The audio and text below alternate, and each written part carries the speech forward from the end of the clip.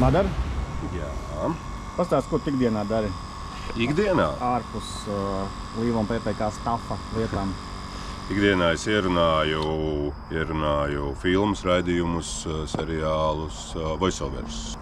Un vēl spēlēju arī izrādes un teātra klubā Alsuma robeža.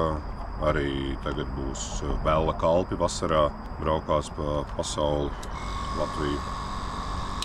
Nu tā kaut kā, audzina bērnu, sieva audzina. Kāpēc tieši futbols, nevis hokejs vai kērlings vai basketbols? Es par to domāju, kaut kur tā mīlestības futbola no laika gala ir bijusi. No kaut kāda 92. gada no Zoltūdas pagalmiem, kad ārā gāja un spēlēja futbolu, visādas kvadrātus un visu kaut ko tādu. Un tad jau pēc tam vēlāk kaut kā basketbols. Nezinu, futbols kaut kā dzīve, ļoti grūts jautājums, Aivar, ļoti grūts. Kā tu nokļuvi Līva un PPK stafā vispār? Tur laikam jāsaka ļoti liels paldies manam draugam Kristiānam, kurš ar ko sākās arī kaut kāda Latvijas futbola mīlestība un vispārējais. Mēs gājām kopā uz spēlēm, uz virslīgu, uz kaut kādas sieviešu futbola reizēm.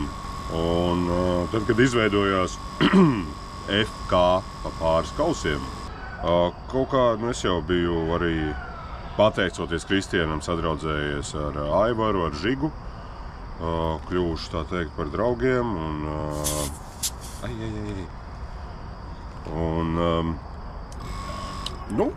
pats gribēju. Tad, kad jūs veidojāt klubu, arī pats gribēju un no futbola neko nesajādzot, tādā līmenī ļoti interesanti un uzprasījos uz spēles informatoru vietu.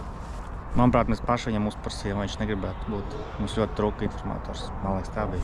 Man liekas, ka es uzprasījos, vai es gribēju uzprasīties, un jūs pasteidzāties pirmie. Beigās win-win. Jā, beigās win-win, jā.